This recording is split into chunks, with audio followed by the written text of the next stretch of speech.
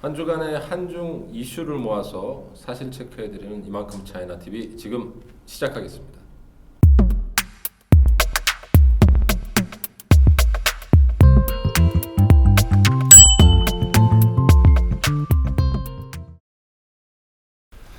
지난 5일 베이징 인민대회당에서 열린 전국인민대표회에서 리커창 국무원 총리가 올해 경제 성장률 목표치를 5% 안팎으로 제시했다고 하는데요.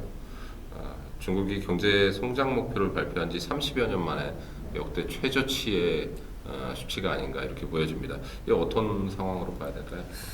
중국은 이번 전국인민대표회의에서 올해 경제성장률 목표치 5%를 제시했습니다. 이는 1991년 중국이 경제성장률을 발표한 이래 역대 최저치입니다. 하지만 중국이 위드 코로나를 시작한 만큼 중국 경제의 리오프닝 효과를 기대할 수 있을지 지켜봐야 할 것 같습니다. 네, 제로 코로나 정책 폐지와 함께 전 세계가 중국의 리오프닝 효과에 대해서 굉장히 기대를 하고 있는데 아직은 뚜렷하지 않다 이렇게 봐야 되는 상황이군요. 네, 맞습니다. 지난해 중국은 5.5% 안팎의 경제성장을 목표하였지만 실상은 3%대에 그쳤습니다. 또한 반도체를 비롯한 첨단 기술 분야를 중심으로 한 미국의 압박과 같은 외부적 요인과 침체된 부동산 시장, 막대한 재정 적자와 같은 내부 불안 요인이 함께 영향을 미친 것으로 보입니다. 네, 약 40여 년 동안 중국 시장하면 급성장을 대표하는 그런 국가로 보여져 왔는데 중국의 경제 성장률이 이렇게 주춤할 수밖에 없는 이유는 아무래도 코로나 사태 때문에 큰 영향이 있었다 이렇게 볼 수 있을 것 같습니다. 그렇다면 중국의 지금 현재 상황이 앞으로 우리 한국에 직간접적으로 줄 수 있는 영향들은 어떤 것들이 있을까요?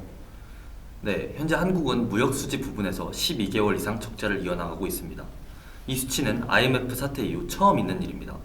한국은 무역에서 중국에 크게 의존하고 있는데요. 중국은 우리의 최대 수출 시장이었지만 지난달 9대 주요 수출 지역 중 수출액이 크게 줄었습니다.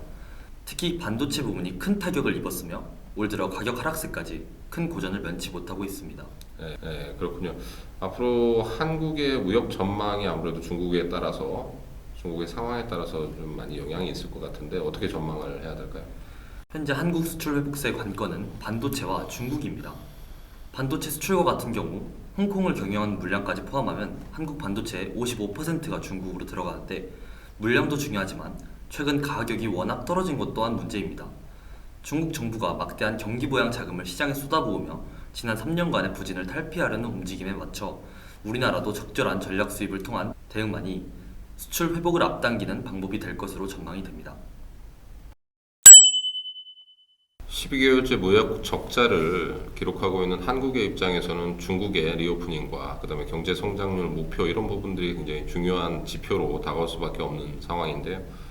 물론 그 반도체와 중국으로 한정지어서 저희 한국의 경제를 국한할 수는 없겠지만 영향을 크게 주고 있다는 부분에서는 부정할 수 없는 사실일 것 같습니다.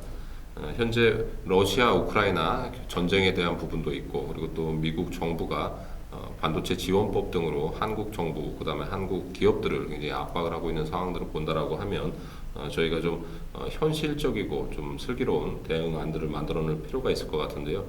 희망하는 부분들은 중국 정부가 미국이 보여주고 있는 시장주의와 좀 반하는 여러 가지 압박 정책과는 달리 좀 더 포용된 모습으로 시장을 주도해 나가기를 기대해 보겠습니다.